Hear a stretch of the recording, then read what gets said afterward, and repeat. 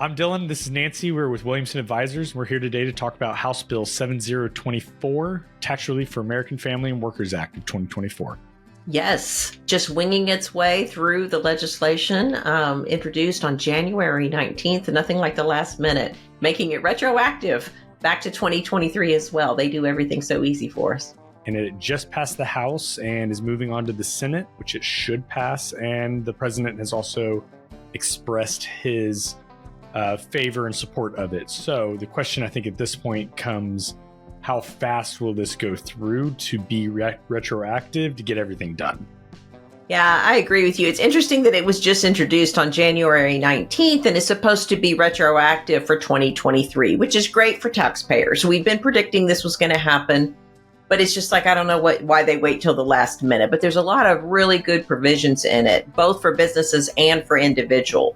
For individuals, it's increasing the child tax credit. So the current child tax credit is $1,600 to $1,800 in 2023.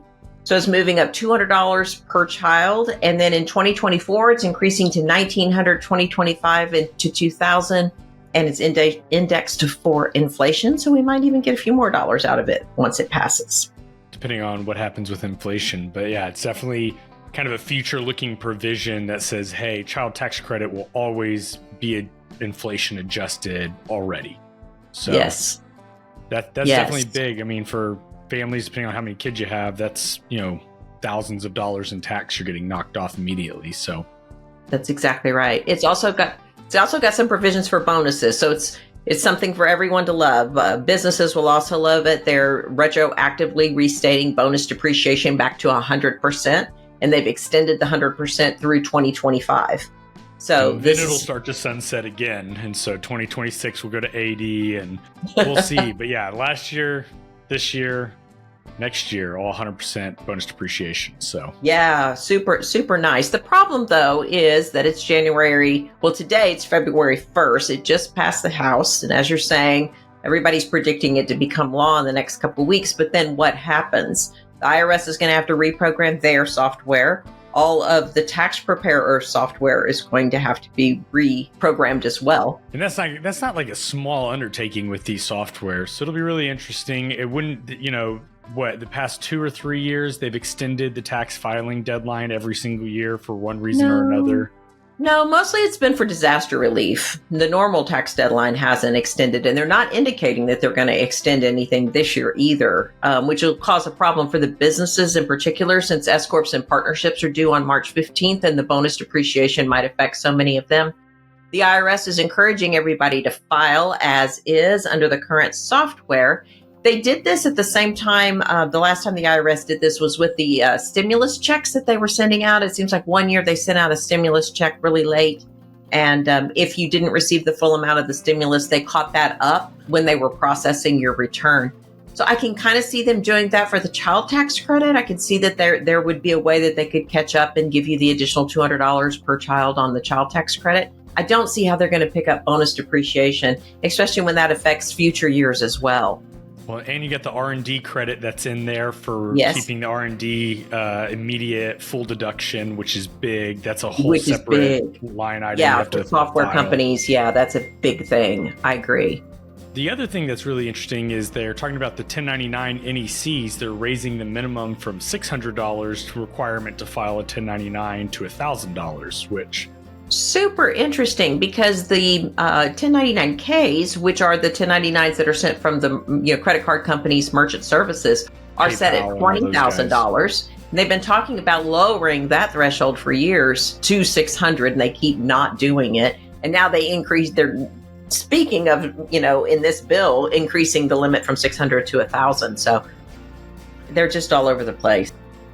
It'll be really interesting. I think that this is a good move for everybody, both personal and business. I don't see a lot of bad things that are coming from this, so hopefully it passes fast and we can get after it. Yeah, so I think the word for everyone is that you need to hold off on filing your tax returns, especially your business tax returns. Your business tax returns, S Corps and partnerships are due on March 15th. I would assume that we'll have some updates by then. So I would prepare the return and hold it till the absolute nth hour, maybe file an extension to give the software time to catch up. I think it's really important to pick up that bonus depreciation correctly. And I think that's not an unreasonable thing to do. We as a tax firm should have everybody's work papers at least put together and be able to calculate everything out. So you can file an extension, you can pay in with your extension a very good estimated tax payment. If you file the return April 16th, there's no harm, no foul. You already paid the money in. So I think depending on how slow this moves and for your tax preparers to get their softwares all redone, plan to file an extension and just be on your tax preparer to give you a good estimate so you can pay in on April 15th. Absolutely. Absolutely. So if you're just filing your individual return, the child tax credit will make a big difference. So I agree. I think if it's not ready to go, if they haven't updated the software, I think I would file an extension. I know everybody's expecting their refunds, but I think the IRS is not in the best shape these days. I would not rely on them to get this 100% correct. I think we need to wait for the software to catch up.